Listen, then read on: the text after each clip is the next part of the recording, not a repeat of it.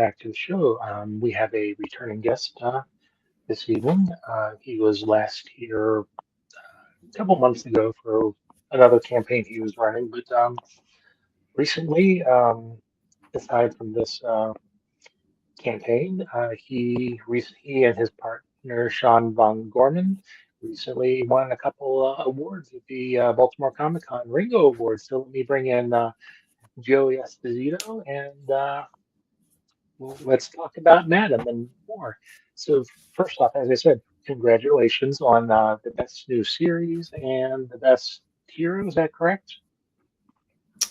Fan favorite new series. Fan Yeah, favorite. thank you Okay, so yeah. much. It was a wild experience. We're very grateful, very happy, and thankful to folks like yourself who really, from the get-go were very supportive of the pedestrian and wanted to talk about it and stuff. And it's I think this shows that all of this stuff really matters, and getting the word out on our weird little book is majorly appreciated. So Yeah, thanks for having me back. you guys were also nominated for an Eisner, so that's and Yeah, I it's saw been a picture of you two picking it up. it's been a a rough year in a lot of ways, but for the pedestrian, it's been a pretty solid year, I gotta say. So Well, glad to hear that. I know things, especially as a creator, it's probably full of up and downs, but oh yeah, but it's always a roller coaster, and right now we're like in the fun drop part where like we're just kind of like momentum is taking control, and eventually we're gonna be chugging our way back up the thing again. But that's okay. That's what it's all about. well, before we get uh, talking about Madam, or is it Madame? I don't know. You can let me know.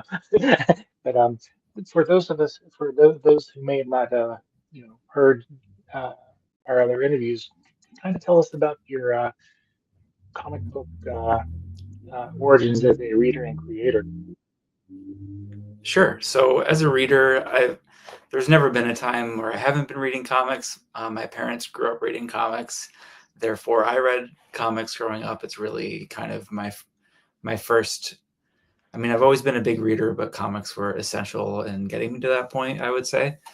Um, and as a creator, yeah, in college, I started getting interested in the comic making process, and just started making my own mini comics and doing 3-panel comic strips and things like that. And eventually, met other artists and collaborated, and we just started making stuff. And we've sort of just gone from there, from kickstarting things back in like 2011 and 2012 to trying to like make headway into the industry itself, and getting published and submitting pitches and all that stuff. Some success here and there, but I think with the pedestrian that came out in 2024, that really showed, I think, the kind of creator that I'm interested in trying to be, and the kind of stuff that I like to do, which is just maybe a little bit offbeat, but also like really character centric, and with an emphasis on like my collaborative partnership, and just really leaning into that sort of artist writer dynamic and the sort of miracle of comics, So yeah, I'm just, someone told me once, there's a lot of like jaded comics folks, as there are in any industry. But I was talking with them one time, and they're like, "Oh, you're a true believer." I was like, "Yes, I think that accurately describes my passion for comics. I acknowledge the ups and downs. I acknowledge the pitfalls of the industry, but like at the end of the day, comic books are the greatest thing in the world, and I'm so pleased to be making them." Well, okay, so let's jump right into the your latest project, your crowdfunding over on Kickstarter. Tell us about Madam. So Madam is a hardcore 18 plus horror story that sort of evokes the 1970s era of horror and things that I really love about that era. Movies like The Exorcist or The Omen or The Brood by David Cronenberg is something I think about a lot. It's really like kind of insular and domestic focused, with sort of like a creeping dread that lingers throughout and really builds up to some truly like shock and awe moments. So that's what we were going for with Madam, which is about, a story about our character. Her name is Madam McQuillan. And we looked at her as sort of an evil Mary Poppins. So she is this immortal witch who, for all we know, has existed for all of life on Earth, right? And she just goes around sort of endearing herself to families, as a nanny or an au pair, and uses the lives that they give up to her to sort of feed her immortality and that of her closest allies.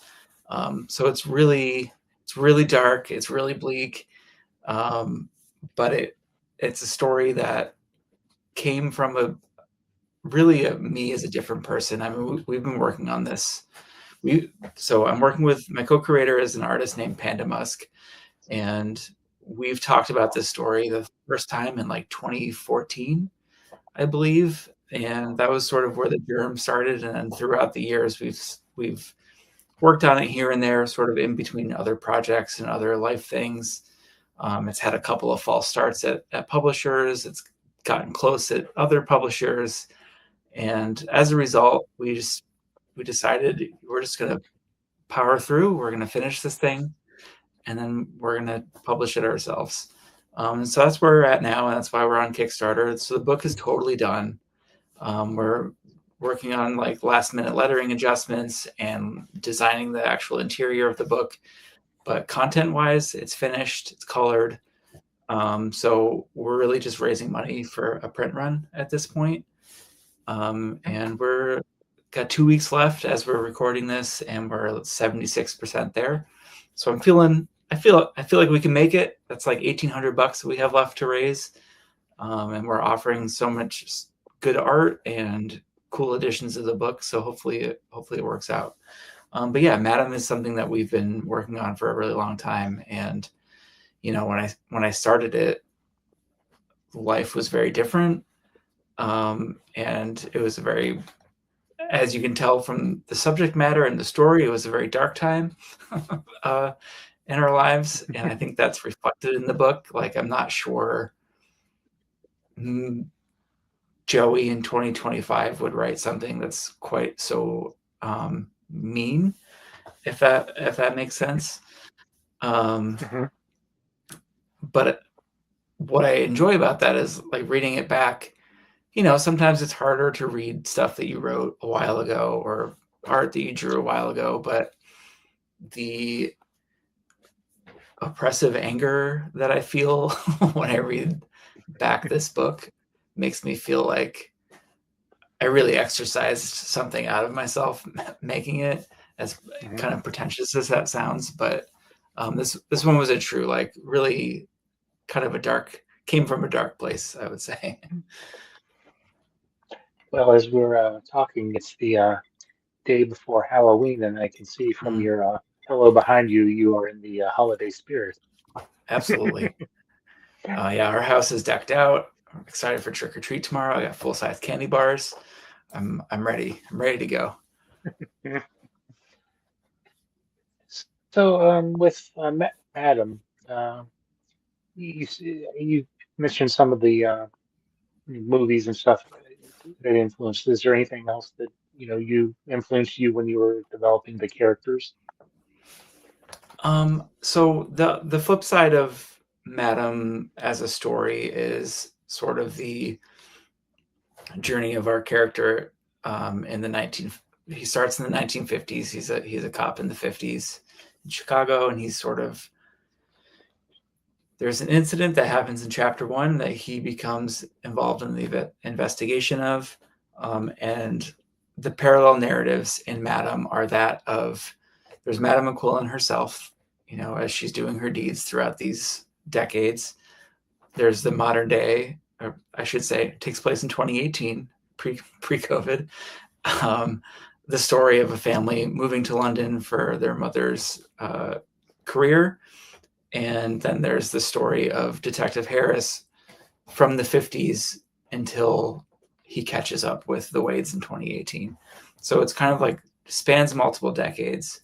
And I would say that's like something that I'm really interested in and influence this book are stories that kind of cross those generational lines or show the effect of something over time. You know, whether you look at something like Richard Linklater's Before trilogy, which is, you know, 3 movies about the same people set across multiple decades. That's really fascinating to me. Or even what he did with Boyhood, you know, where he's filming scenes every year with the same actors as they grow up. That kind of stuff really fascinates me. And obviously it's cheaper and easier to do in comics. And so that's something that I was interested in exploring here, is like how the narrative of this one person from the 50s through the 2000s interacts with a narrative in the present day. And, you know, decisions that were made back then impact how this family is being impacted by Madame McQuillan in the present. So you said that when you first started this, you were in a darker place, and when you went back to it, was there the temptation to kind of play with, change it up or edit some of that stuff to, kind of For sure. This was a smooth hard things one out? not to tinker with. Yeah, this was one. And for Panda also, like often they would be like, oh, I'm looking at issue 2 and why didn't I do this way or whatever. And it's with a project with such like a long tail that you've lived with for so long and tinker with so much, it's really hard not to just want to keep tweaking. And the problem with that is that will just go on forever. So we made a call at a certain point, like, okay, it's done. I think it's reflective of who we were as people and creators at the time. Like a bulk of it was done, but I think it's important that we put it to bed and get it out into the world. And so like for the lettering process, for example, there are some, before I sent it to the letterer, I definitely did like a thorough kind of reevaluation of everything and nipped and tucked some things or cut some lines that I maybe wouldn't have written in 2024 or whenever it was versus like 2015. Mhm. But yeah, we tried to keep it as true to the original kind of intention given the expanded timeline that we've worked on it with. But it's really hard not to just be like, let's just redo this entire chapter or the scene or whatever. But I'm proud of the book that we made, and most of all that we saw it through to the end. This is Panda's first full length comic book that they've ever drawn. So that feels good. That's like a real accomplishment. They've got this piece of work that is going to exist forever now. I got to exercise some demons, and hopefully readers get some goosebumps and like some chills from reading it, and we all come out the other side better people for it. So how did you, I guess, meet Panda to, start, the working relationship? So they were someone, they used to contribute a lot of art. I used to work at a place called IGN, and I ran the comic site over there, and they would contribute a lot of art for the podcasts and things like that. And then we just became friends and started talking about what else could we do. And we did a short comic together, not horror. It was a slice of life thing about an old man visiting a zoo.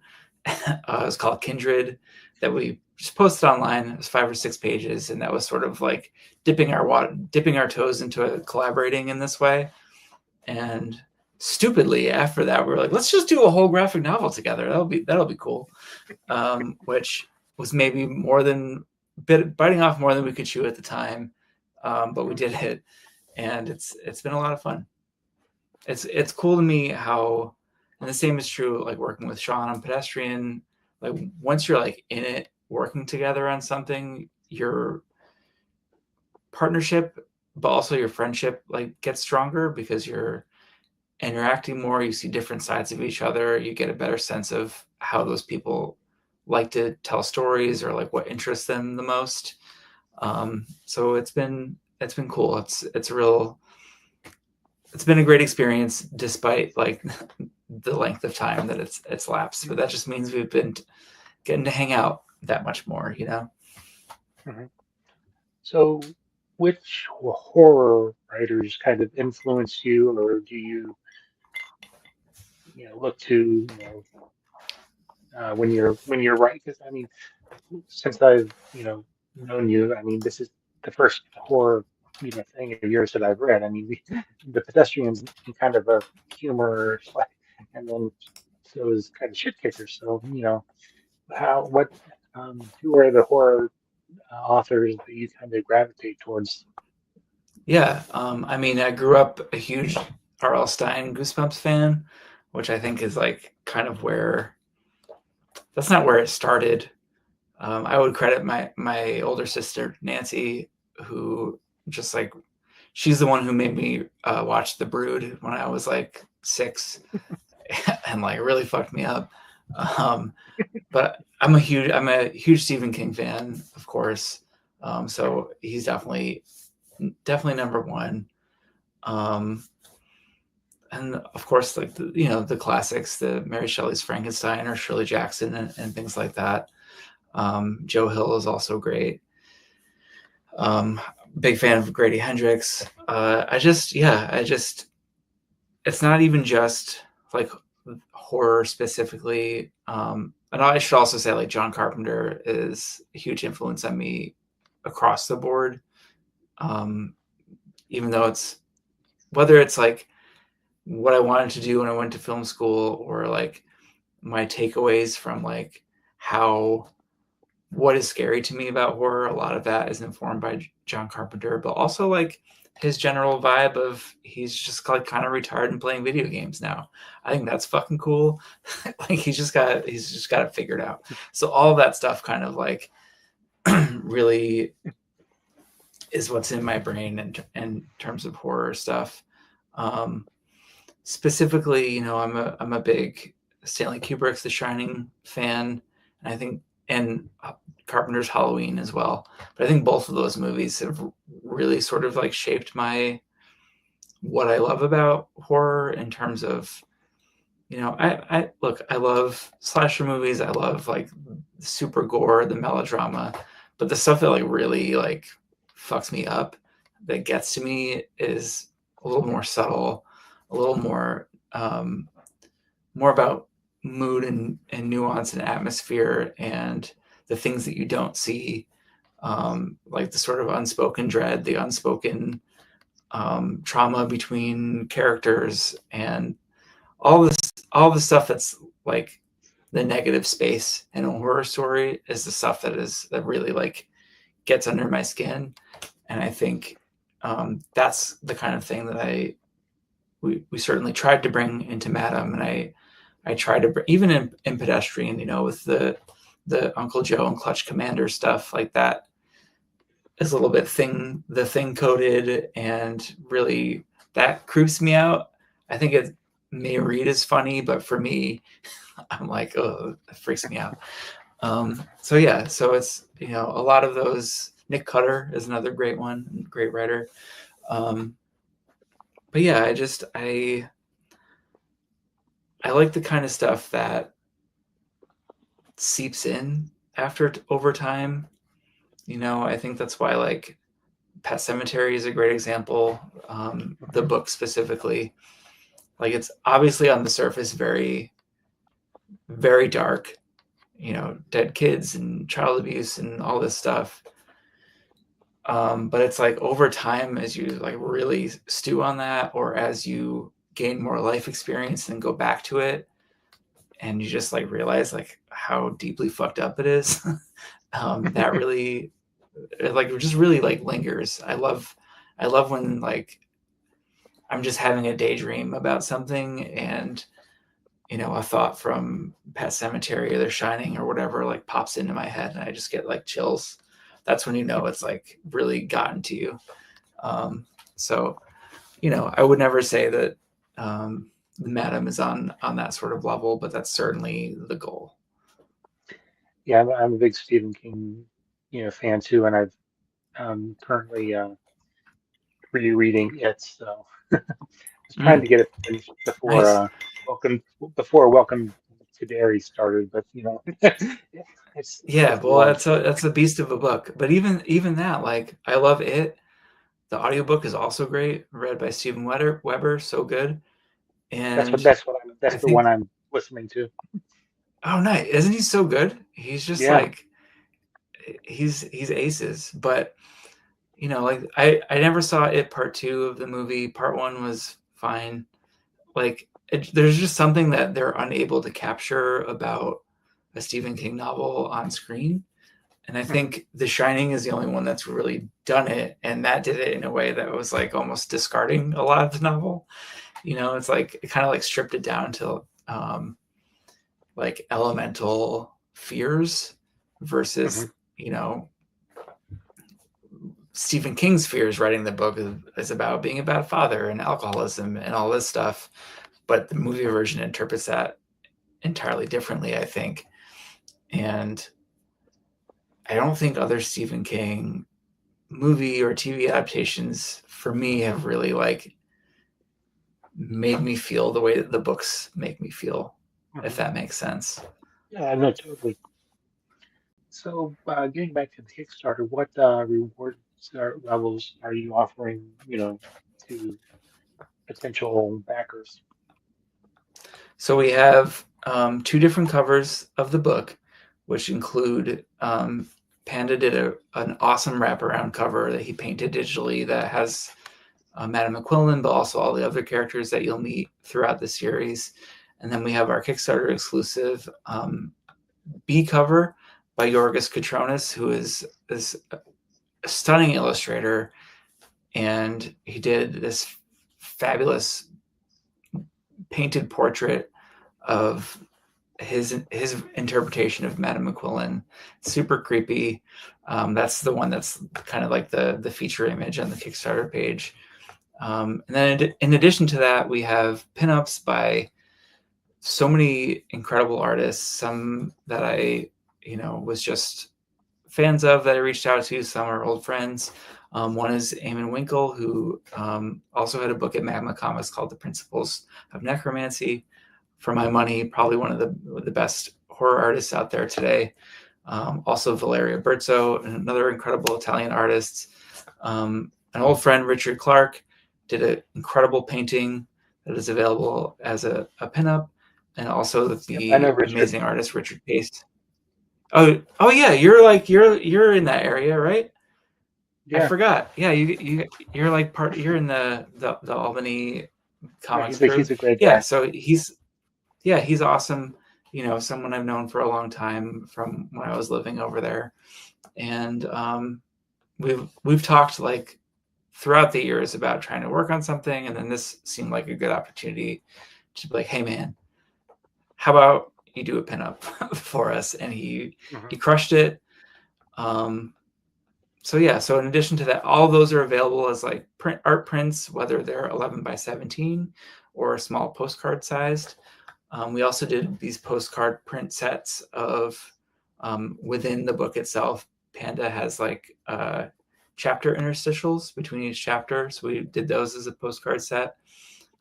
We got commissions, and my favorite thing, which is priced at like $6,666, is a real life oil painting that Panda did of Madame McQuillan that is currently in their house. So that can be yours for basically funding the entire project. Uh, no one's bitten yet, but maybe we'll drop it to $666 in the last week and see if that works. So we kept it pretty basic, I would say, in terms of rewards. Like the main reward is definitely the book itself. But in addition to that, we also we're doing like a deluxe edition PDF. So if you are someone who is interested in making comics and want my scripts for all 6 chapters and a bunch of, character design stuff, or page layouts and inks and color separations and all that stuff, that'll all be included in the deluxe PDF. Nice. So having Kickstarter, worked on the Kickstarter platform before, how has this experience compared to those other, I believe you have four other ones you run. Yeah, so the last Kickstarter that I ran was in 2016. That was for an all ages superhero book called Captain Ultimate. And it's a totally different landscape. It's like, it may as well be something entirely new. And my first one was in 2011, like early 2011. And Kickstarter was still like pretty new in the comics world. So a lot has changed. Yeah, truly. It was really, like I was a nobody, and I was using Kickstarter comics, and like at New York Comic Con, Kickstarter was like, "Hey, do you want to like do our panel and stuff?" And it was like me and Jimmy Palmiotti, and I was just like, one of these things is not like the other. But I think that just shows how rare like the Kickstarter thing was at that time. They also sponsored my table at Artist Alley in New York Comic Con and stuff. It was very new and very different. And so it's, on the one hand, it's awesome that we've come to this place where, you look at someone like Charlie Stickney, who is crowdfunding a long run on White Ash himself. Like, this is a long running series that he's able to sustain through crowdfunding. A long running series that probably wouldn't happen at one of the publishers, in the traditional publishing landscape. So it does feel like this has become sort of an alternate market in a lot of ways, for creators to do their passion projects or do projects that maybe aren't, quote unquote, commercially viable or marketable or whatever it might be, and still make it work for them. So it's been a bit of a learning curve, like coming into this version of Kickstarter. Also, a lot of Kickstarter workers are currently on strike at the moment to preserve their work week and their amount of hours worked per week.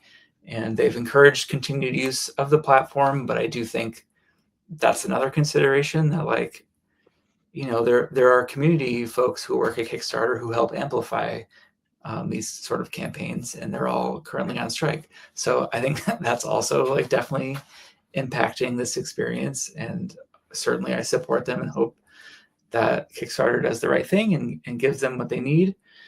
But yeah, so it's just, I would say overall, a more complicated world that we're existing in, but I am hopeful that, our passion for completing this book, which is 164 pages. This is a full ass graphic novel that we've paid for out of pocket entirely up to this point. And I'm hoping that goes a long way with the Kickstarter community, to know that this isn't, we're not just coming in to slap our name on something and make a quick buck or whatever. This is like capitalizing on the what? Capitalizing on the pedestrians. Yeah, exactly. I mean, sort of. No, it's gotta strike while the iron's hot. You know what I mean? Yeah, that's yeah. But no, I mean, this is something that if we don't get it printed, it'll probably just be living online, like as a digital comic, which is fine, but like not as cool as having a printed book in your hands that we can then also sell at conventions or on our web stores. So, and this is this sort of start of an intention to be able to create a system for myself where I can make the projects that, like, a publisher isn't going to want to put out because it's too niche or too short or too weird, or the art isn't what they're looking for or whatever. I want to have a place for that stuff to go, because those are often projects that I'm making with friends and things that we think are awesome and worthwhile. And if there's anything that I learned from the pedestrian, it's to kind of like listen to those instincts. Like, that's how we felt about that. Luckily, we got a publisher to put it out, but it's one of those things that you explain to people, they don't really get it because I'm not great at explaining things. But if I show you the finished product, then you're like, oh, I see what you're going for. So I think like, my self-publishing imprint, Soup Dad Comics, and doing that on Kickstarter is really kind of what Madam is all about, and kickstarting that portion of my creative output, I hope. Yeah, sounds great. So, because tomorrow is Halloween, what is your other favorite costume you had growing up? Ooh, growing up, that's a good one. One year my mom made me a Sub-Zero costume that was Oh sick. wow. I mean, it was just like spandex and like blue cloth that she fashioned into, a mask and the little like outfit. But I remember feeling like wicked cool walking to school that day and knowing the ABC, ABAC, ABB blood code and stuff, and just like really feeling myself. So I would go with that one. Okay, cool. So, anything else about Madam that you wanted to make sure that people knew about that maybe we didn't get to cover? Just that if you like things like Hereditary or those really really grim, dark horror movies, I hope you check it out. This is very much a story about generations fucking things up for the ones who come after them. It's about like Also, it's family like real life. betrayal. Yeah, exactly. I do think it's in a lot of ways a book for our current moment, even though it was written some time ago. But it's like it's all about the people that you trust the most in the world turning on you in a way that is unforgivable, and that is one of the scariest things that I can imagine, and that's sort of the genesis and the basis of Madam. So if that sounds like a good time, I hope you'll check it out. Anything else on the horizon that you can talk about? Sure. So final order cutoff for a Mighty Morphin Power Rangers one shot that I wrote called Zord Quest, along with the fantastic artist Gavin Smith. That's coming up on November 17th. So tell your local comic book store that you want a copy. Um, and other than that, I'm writing another series right now that we should hear more about in the future. And we're working on more pedestrian. And yeah, hopefully All right, more more news to pedestrian. come. We're working on it. Yeah, Working on volume 2. So hopefully more on all of these fronts in 2026. very cool. So as we wrap up here, why don't you give one last pitch for uh, the Kickstarter and where people can find you online if you happen to be on social media? Sure. So Madam, 164-page graphic novel. You can get it for as low as $25 in a print copy. You'll be making dreams come true. You'll be giving Pan and Musk their very first published comic, and they'll be very excited about that. It's about a black magic Mary Poppins who is not someone you would ever want to come across. If you'd ever had a babysitter or a nanny that you were like kind of into, this is like your worst nightmare. So I encourage you to check it out. You can find it on Kickstarter, or you can go to bit.ly/Madam Comic, and it'll take you right to the Kickstarter page. And as for me, I am on the Blue Sky and Instagram at Joey Esposito. It's mostly food that I make and pictures of my pets and some comic stuff. I try to Sounds keep it like light. So well, and also if you want to follow Joey's project and other great Kickstarters, we check out our weekly roundup on Comic Watch. We do the crowdfunding corner, and yeah, we try to kind of pick out a couple of projects of not only people that we know, but one of the projects that maybe need a little more um, visibility. Hopefully, we're getting them that so they can get their projects funded. A So, little more oomph. and yeah, well, thank you for taking the time to chat, and looking Anytime. forward. Thank you for sending me the first two chapters to read. They were really, really, really great. Thank Reading them you. in the dark, which so, How they were meant to be read. And yeah. thank you for having me back. It's always a pleasure, and I really appreciate it. All right. Well, you're welcome back anytime. So again, great chatting with you. And you weren't at New York Con, were you? No, I wound up I was going to go and table with Sean, and then I just burned out, and I was like, I can't do it. Baltimore Comic Con is the following weekend, and I I had know. to go to I that know a one. lot of people.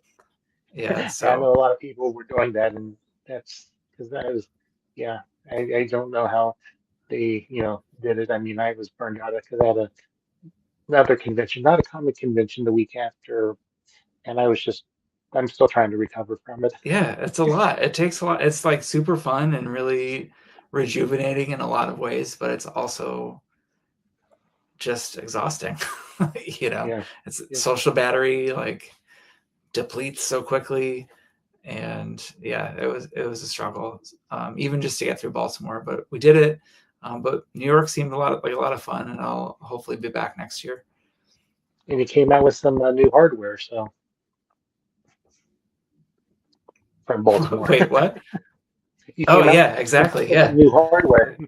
yeah. So, I had to swing down there, pick up a new trophy, and head back, which well, is still insane. congratulations to you and Sean on the pedestrian, and Thank you. can't wait for more. And best of luck as the project wraps up. And let's stay in touch.